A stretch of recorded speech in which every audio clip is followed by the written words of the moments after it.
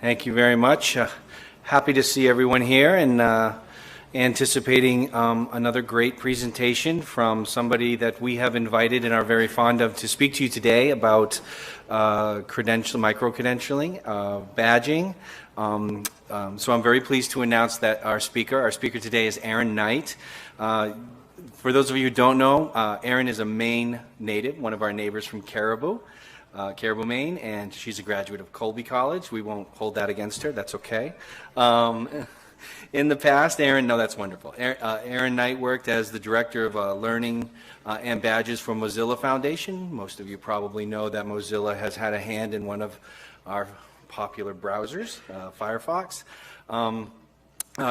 In that capacity, Erin has spearheaded the badge work that helped develop Mozilla's Open Badge Backpack software.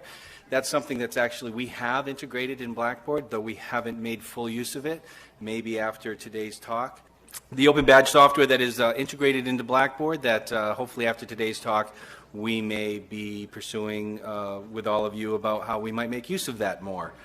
She's founded and led Badge Alliance, a network or organization that uses digital badging to provide innovative learning experiences for learners. We learned a lot about that recently as UC Representative Mina and I were invited to attend the Maine State of Learning an advisory panel, and we learned a lot about some of that work, and hopefully, or maybe she'll talk about some of that today.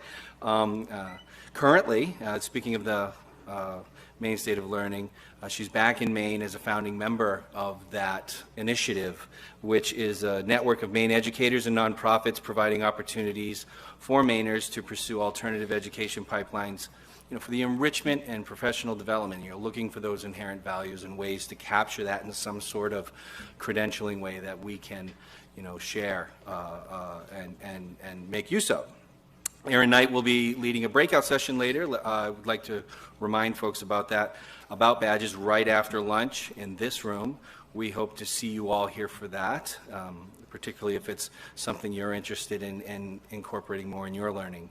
And so now, without any more gabbing from me, I'd like to introduce our esteemed and speaker, Erin Knight.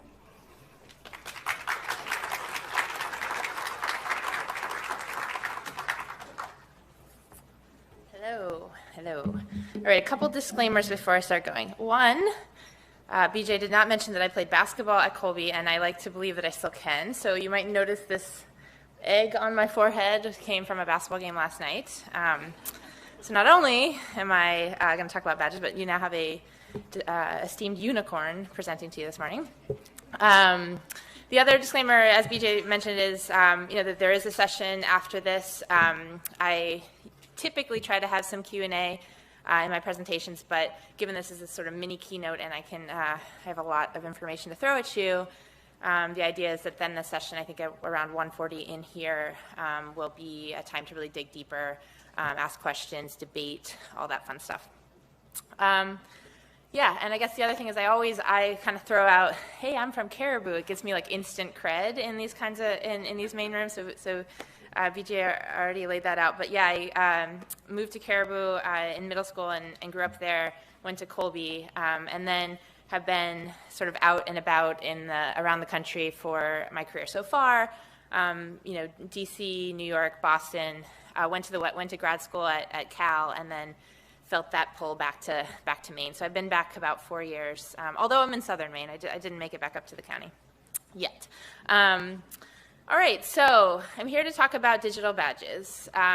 Some of you have probably heard me talk before, so I apologize if it's repetitive or kind of the same song and dance, but I want to make sure to give kind of the foundation of both the idea as well as the sort of progress that's been made so far, and then talk a little bit about what's actually going on in Maine. And again, then in the breakout session, we can dig in more deeply.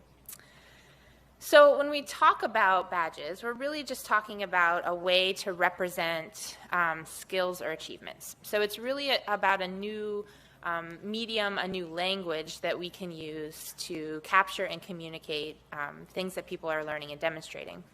So I always have this slide in my presentations.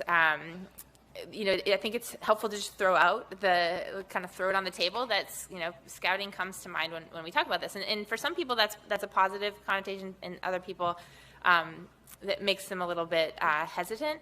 But, there are things from scouting that when we think about how we want to recognize learning and how we want to use that recognition, to further learning, there are things from scouting that we want to model from. In Scouts, the badges actually were very explicit. They represented an explicit skill. Often when you earned one, you knew what was next. There was sort of a pathway to mastery.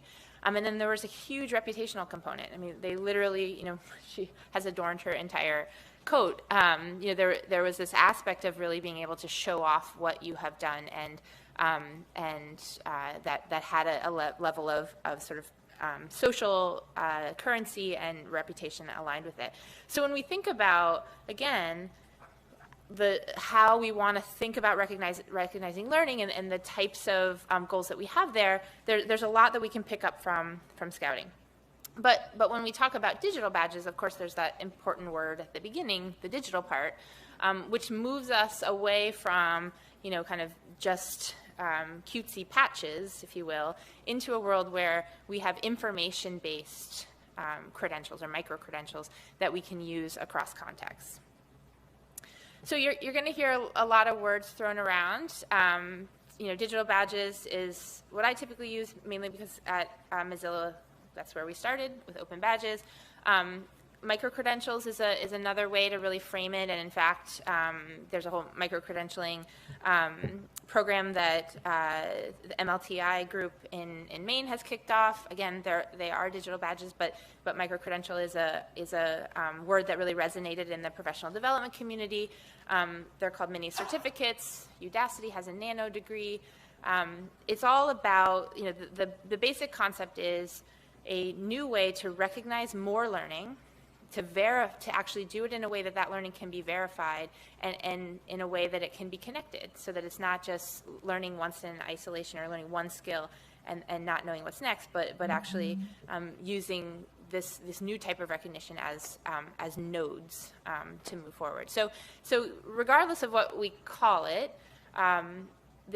we're all kind of going after the same goals, and turns out, even better, in most cases, we're all using the same information model, the same standard, which gets us beyond just digital badges and into the world of open badges. So as BJ mentioned, all of this really started through Mozilla Foundation. I was hired in 2010 to kind of kick it off, and it's called the Open Badges Project. And the open part really is that the first thing we did was really define a metadata specification, or in other words, an information model or a standard, so that all badges that were issued had the same information in them.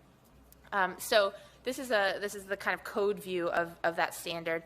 But really what breaks it down is that every badge that's issued, or every micro-credential, every mini certificate, has the name and description, obviously, but it also has things like what's the criteria? What did someone need to do to earn that badge? What's the actual evidence? What's the link to the artifact or the assessment results that sort of, again, justify or verify that this person has demonstrated that skill? And then there's things like tags, if it's expired or not, and other information that we can stuff into that badge. So by doing this, by having an information model with the badge, there's two things that allows us to do. One, it allows us to, again, verify, or at least when I share that badge with someone, they can then understand what I did, what I needed to do, sort of what that curriculum looked like, what that learning experience looked like, and then how I demonstrated that skill. So regardless of who I share it with, they've got that information. But then it also gives us a pretty exciting additional benefit, which is interoperability. So because we're all using the same back-end information model, that means I can earn badges from a university, from an online course, from NASA, from after-school program, a museum, and each of those organizations can build their badges the way they want to. So they can represent the learning that they provide.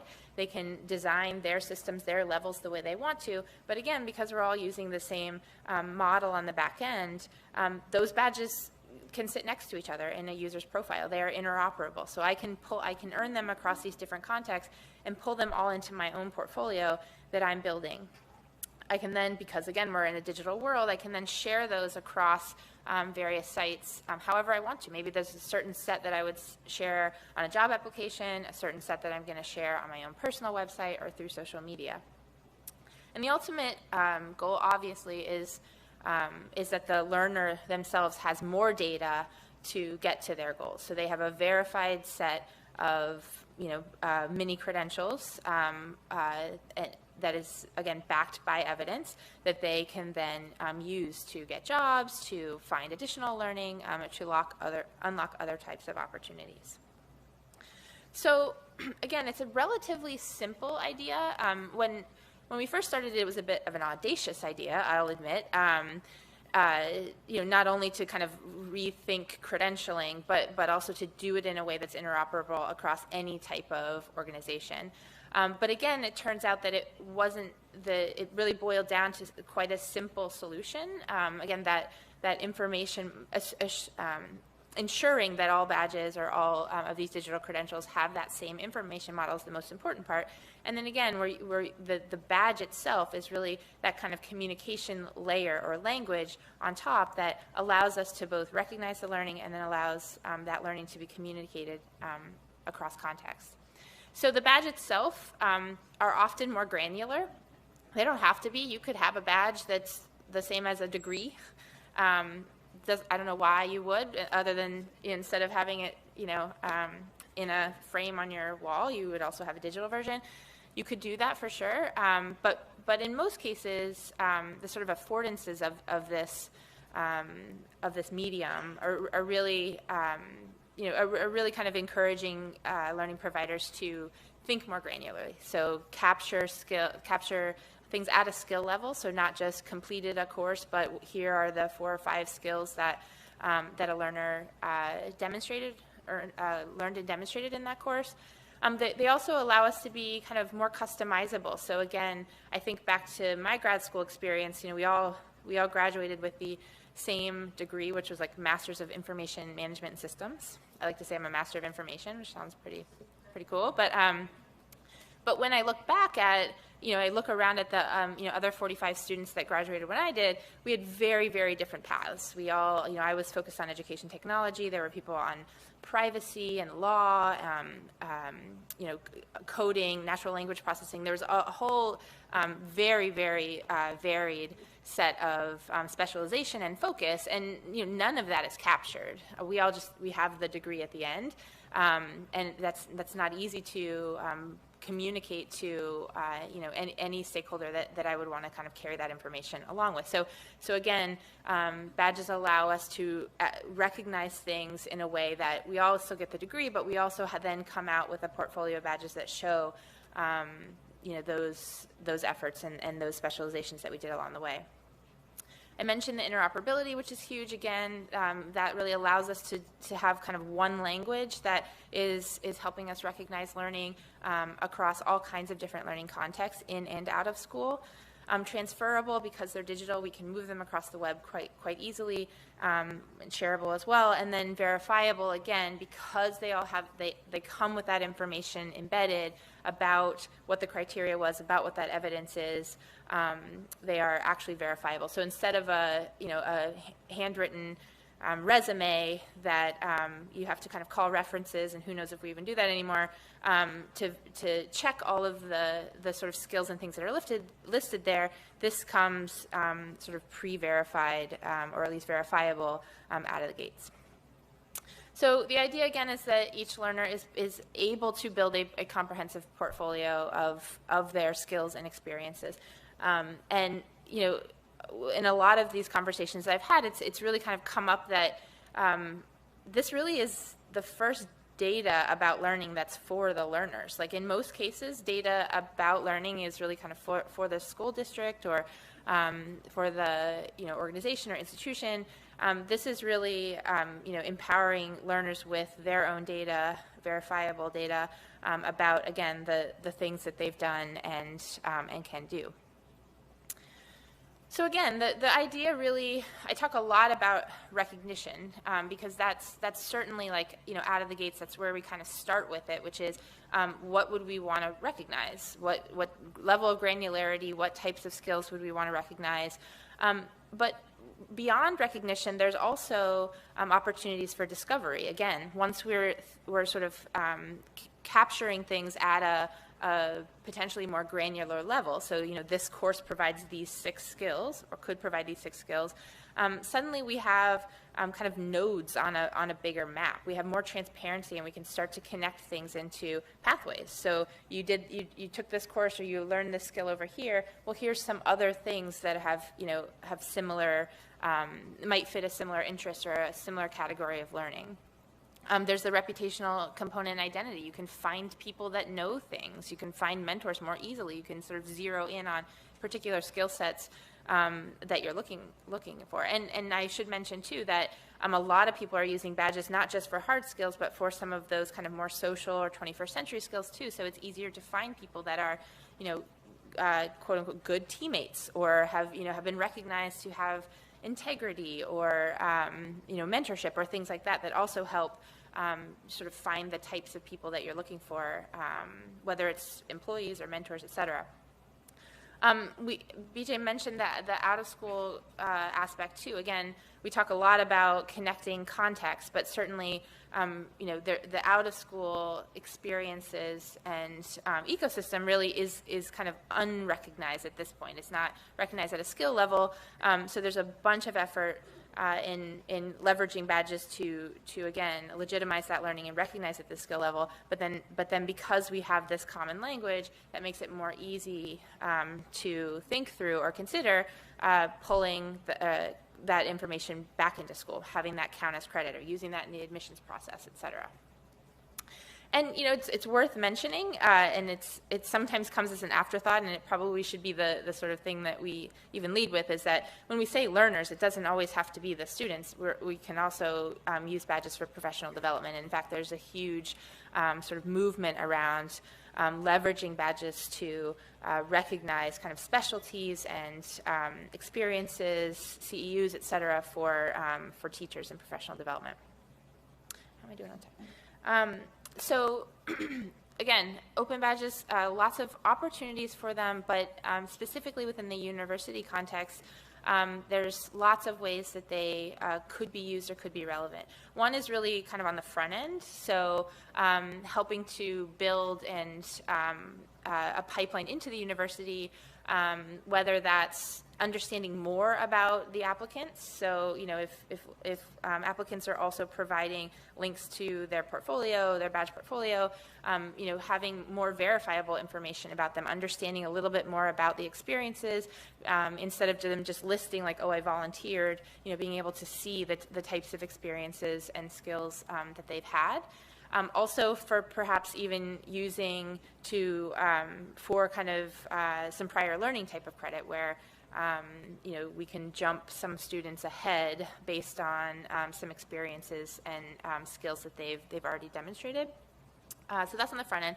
There's obviously the sort of day-to-day experience within the university, which is recognizing more of what's going on in and out of the classroom. So that again, it's not necessarily about just a course, the end course grade or completion on a transcript, but it's that plus also having kind of more granular recognition of skills and experiences, and again in the classroom and out of the classroom.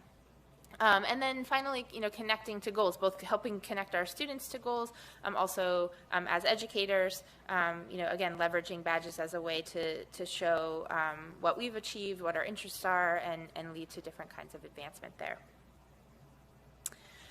So the ecosystem is pretty big already. So we started this in 2010, late 2010. By the summer of 2011, there were about 100 organizations that were issuing around 1,000 badges. it was estimated we did some work with the Clinton Global Initiative, and it was estimated that by the end of 2014, there were about 30,000 organizations that are using or accepting badges in some way. And the estimate was that there were about 4 million users that had earned at least one badge, and that's, again, estimated to be about 10 million by the end of 2016. So it's quite large. It's global. There's pockets around mostly English-speaking areas. There's a huge community in the UK, and it's really it's really representative of sort of the landscape of organizations out there. It really started in the kind of out-of-school space, which is kind of an obvious place, but very quickly a number of higher ed institutions came to the table, Purdue being one of the first, to really look at, again, how how they rethink student engagement, how they're rethinking pathways and recognition within the university, and again the kind of front end piece as well with the admissions process. So let me check time real quick. I have till 12:15. Is that right? Yeah, cool. So I want to shift gears just a little bit. So that's the kind of overview of what the digital badging movement or micro-credentialing movement is sort of all about, where we are today. But now let me talk a little bit about what's going on in Maine. And again, we'll have more time for those of you that join a little later. But first I have to take a step back and talk about the summer of 2013. So in early 2013, around February, I got a phone call from the mayor of Chicago, Rahm Emanuel, who in his very colorful language said essentially, I know there's learning happening in my city in the summer. I pay for it, but I have nothing to show for it, and my numbers are horrible. Like the learning loss and all of that make it look like nothing's going on in the city, and with lots of, again, colorful language mixed in. I want you. I've heard about this digital badging thing. Can you guys help me out?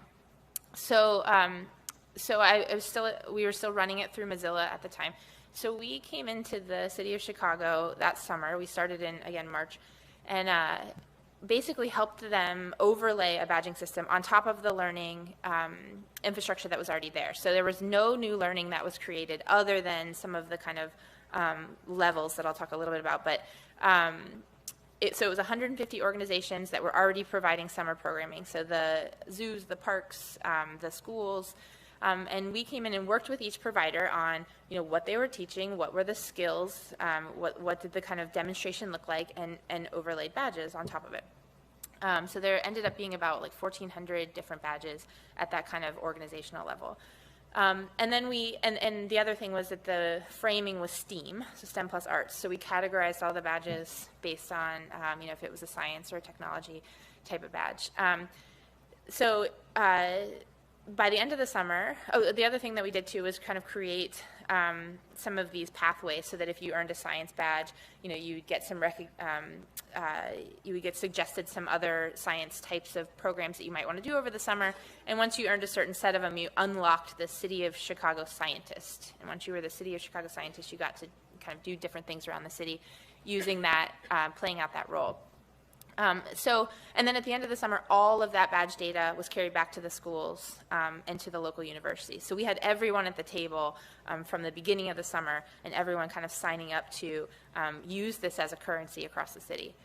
So by the end of the summer, it was supposed to be a pilot. There was about 120,000 badges that were issued. DePaul University, made a big announcement that they were going to be accepting those in the admissions process. That Chicago Public Schools used some of them as credit. So it was deemed a really big kind of accidental success. So that spun into something called the Cities of Learning. So we did that same thing across now 6 cities: Chicago, LA, Dallas, Pittsburgh, DC, and Columbus. And there's a number more in the pipeline. So all this was happening, again, as I was moving back to Maine. And so around end of 2013, beginning of 2000, let's see, what is this?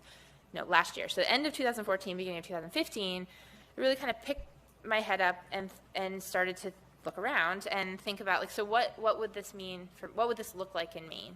We've seen all these success stories across these cities. if we were to use that model and apply it to Maine, it would be the Portland City of Learning. That's just sort of, they've all been city-based, they've all kind of leveraged the infrastructure that exists with cities. But being from Caribou, I know that most of Maine is not like Portland. Portland's a very small piece of Maine. So I started saying at the beginning of last year, like, what if we thought about this instead of a city of learning, but a state of learning? I didn't really expect it to take off. I mean, I was 7 months pregnant at the time. I didn't really think I was going to start a new thing. But there was enough kind of interest that we ended up launching a pilot. So that was March of last year. We launched a pilot last summer. But the idea really is that that Maine State of Learning is this partnerships. It's about recognizing the infrastructure, the learning infrastructure that's already there at this more granular level, and then connecting it so that that again we can help people find more opportunities. We can legitimize sort of out of school or enrichment, and it all kind of feeds into the same pipeline of the university system, of the industries, et cetera. So again, we launched a small pilot last summer. The idea was really just like, there's enough momentum. Let's just go through the motions. Let's help people think about badging. Let's work on the technology systems. Let's kind of like work out all the kinks. We ended up having 21 participating organizations, although there were about 40 that started designing badges. It's just that some weren't quite ready at the beginning of the summer. We issued over 600 digital badges. We actually ended up rolling out this concept of a founding partner, which was there were so many organizations that wanted to make this a success, both as an idea, but also for their own kind of purposes and goals. And we wanted them to have a seat at the table from the beginning. And University of Maine Orono is one of those, as well as the Maine After School Network, GMRI, and a number more. So we're really excited about that. Oh yeah, here's the logos. So again, lots of people, lots of groups that were participating, mostly in the kind of southern Maine area, mainly because that's where I was. But there was Scarborough, there was a few from Penobscot County, and this summer we're growing a lot more. So I'll talk more about this, but again, the last summer was just a small prototype of what this could be. This year we're really focusing on reaching more of Maine. The whole idea of doing it as a state of learning instead of a city of learning is to reach the far corners and the different types of cultures and communities that we have across Maine. Leverage that as a sort of special sauce that Maine brings to the table. And so we're both focused on more on Maine as well as kind of deeper systems, which again I'll talk a little bit about later. But not just kind of badging each entity, but also finding those connections across and starting to build those pipelines. So I think I'm out of time. Oh, I've got 2 minutes, but so I have 2 more minutes to talk about badges. No. So I think, again, the opportunities for you guys, I think you're in a really unique perspective or position where the technology that you're already using, Blackboard, by the way, I worked at Blackboard for 8 years. Don't hate me for that. It was a long time ago. But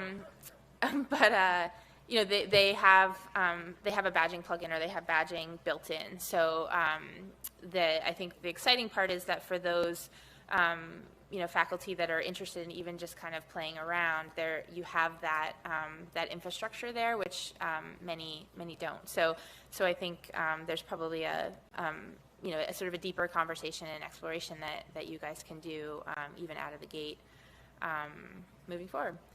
So I'm here at 1:40 in this room, and again, I'll go a little bit deeper into what we did in Chicago and what we're trying to do in Maine, and then we'll really kind of open it up for questions and debate and whatever else.